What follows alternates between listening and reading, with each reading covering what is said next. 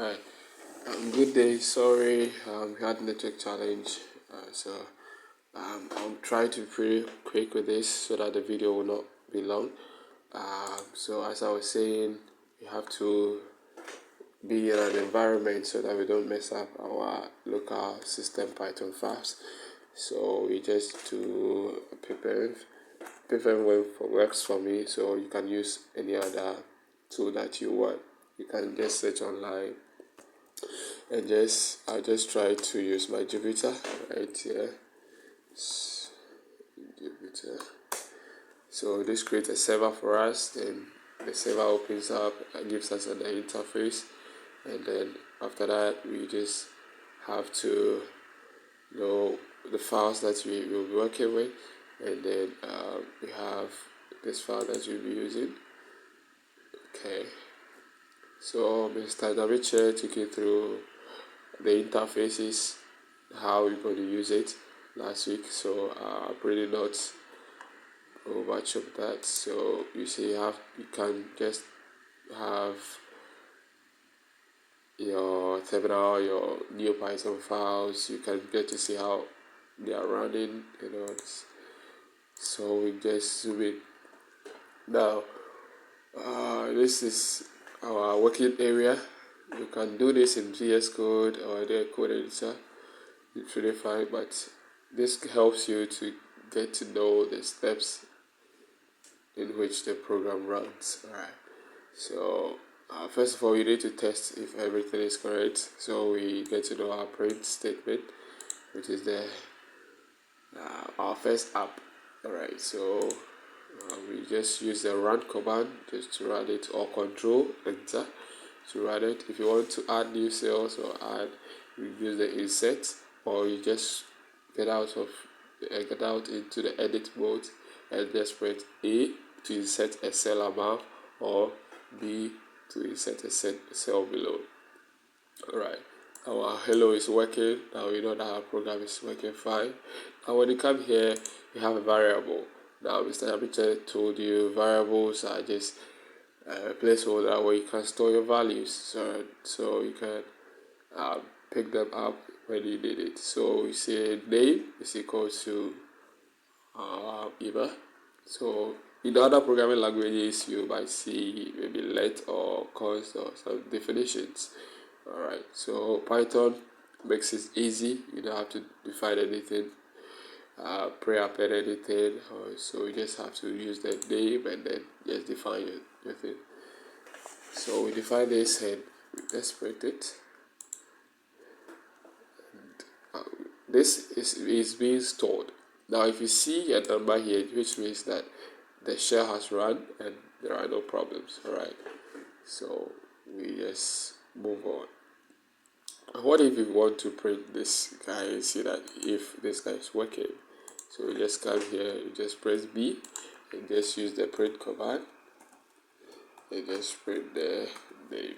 Alright, so when we run this, we see that IMA is on. Right, let's go to functions. So functions are also like a tool that we use when we need it. It's like maybe a carpenter. A carpenter is having maybe a hammer or a nail or something. So when he needs the hammer, he goes for the hammer. So they perform a specific function. So in times you need it, then you call it. So that's how functions also work. So we define it by using the def keyword, and then you give it a name. You can give it any name that you want here, and then bring the parentheses, and then your colon. Now we define a variable right here, so we get to know what this also does. Now let's print out our variable. This is the name one. Let's print our name one. Alright, so let's run this. It works. Let's run this. We get an error. Why? Name one is certified. No.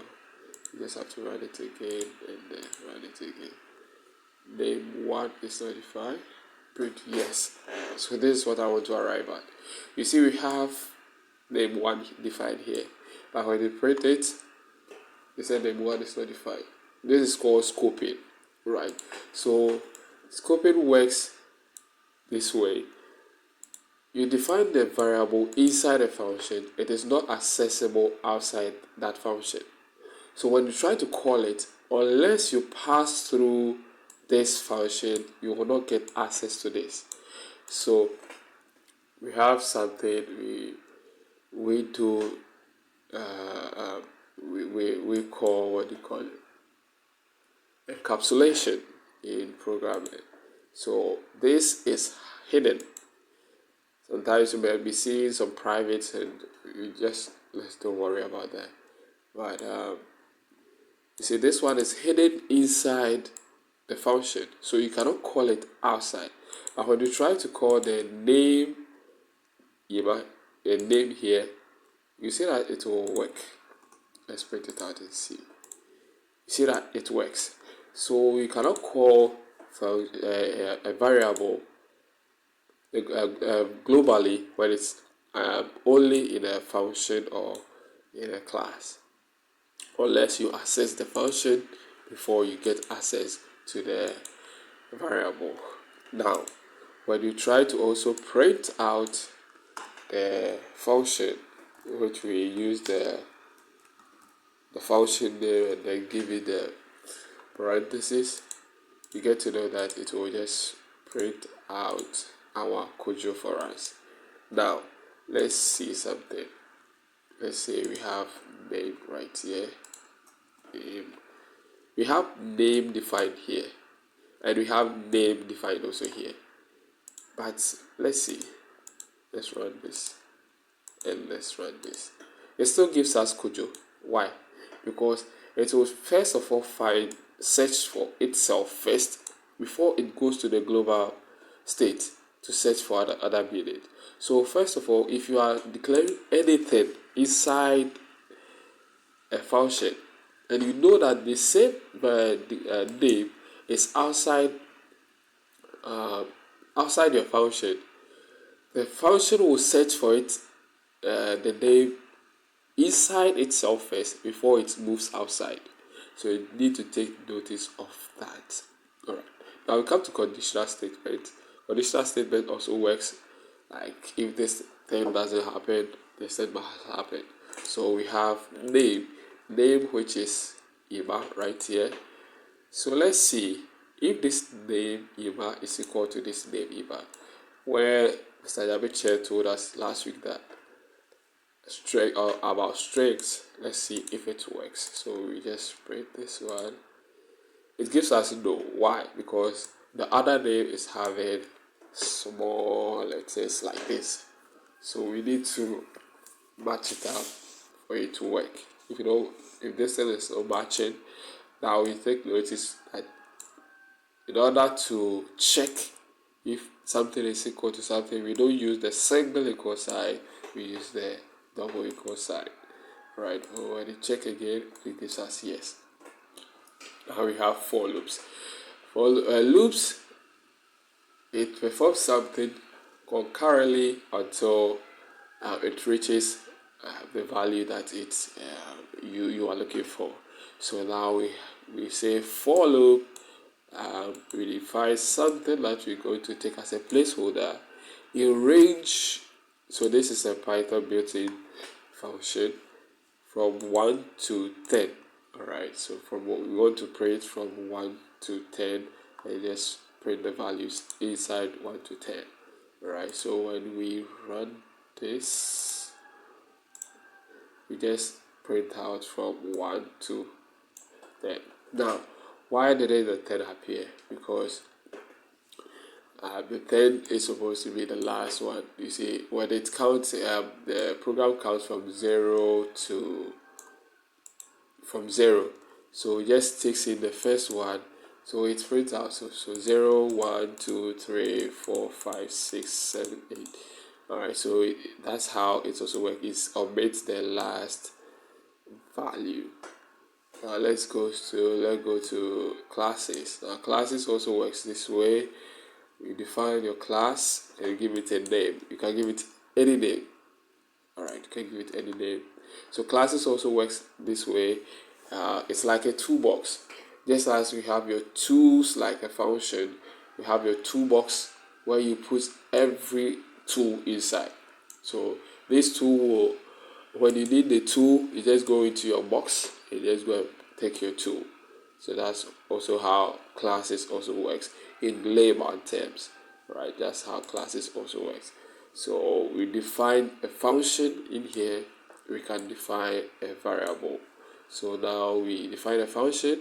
So when you go to call a function, you can use this one instead of this. You can use this one. You just call the calculator class and just call any parameter, any method that is associated with the class. So when you run it, it's printed.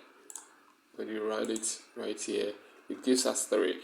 Now, you take notice that we didn't add any parentheses here, simply because this is not a function, right? It's just a variable right here. So you might see some comment.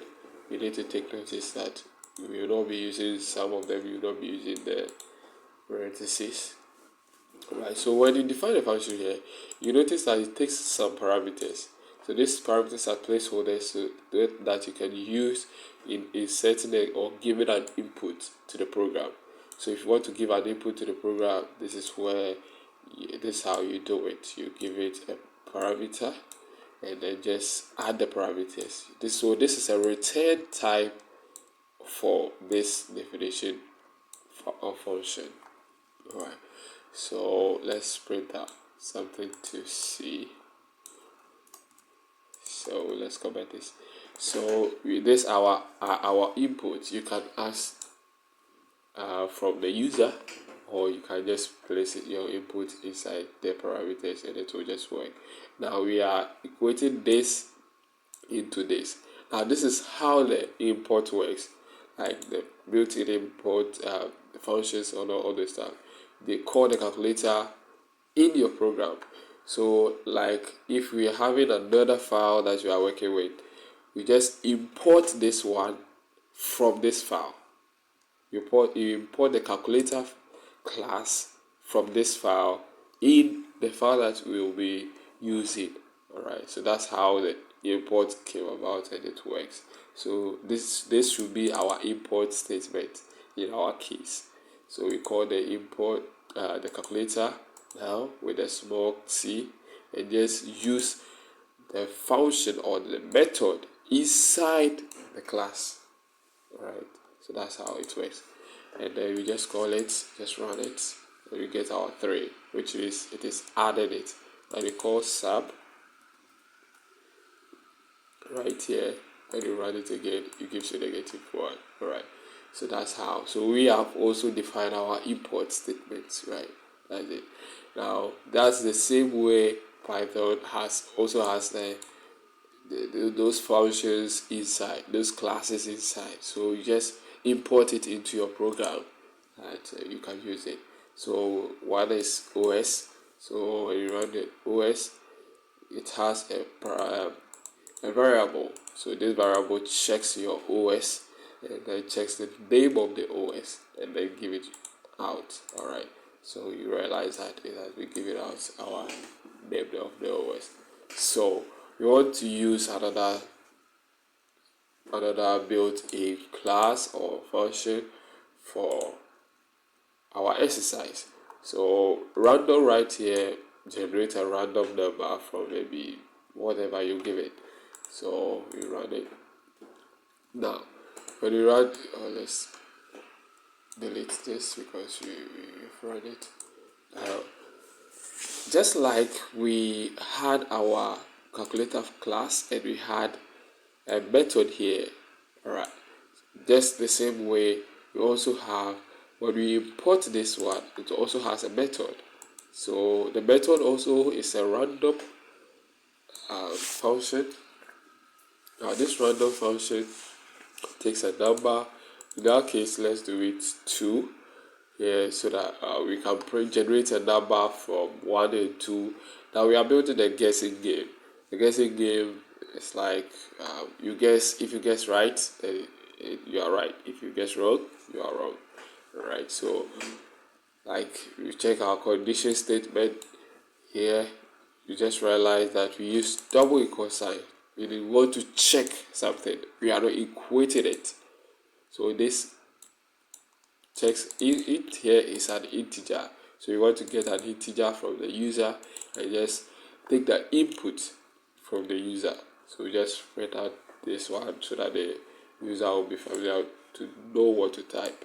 Right, so you do the if statement and then we guess, we measure our guess to the number. Number. Alright, so we check if this one is the number.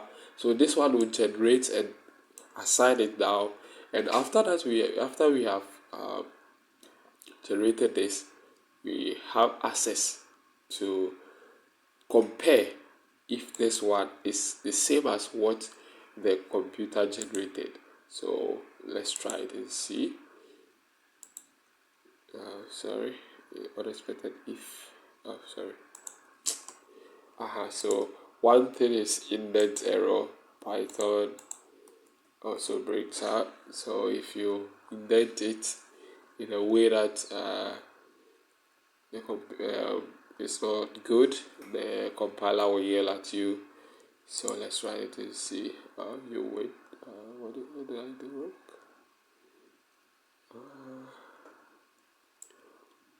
Let's see the string detected.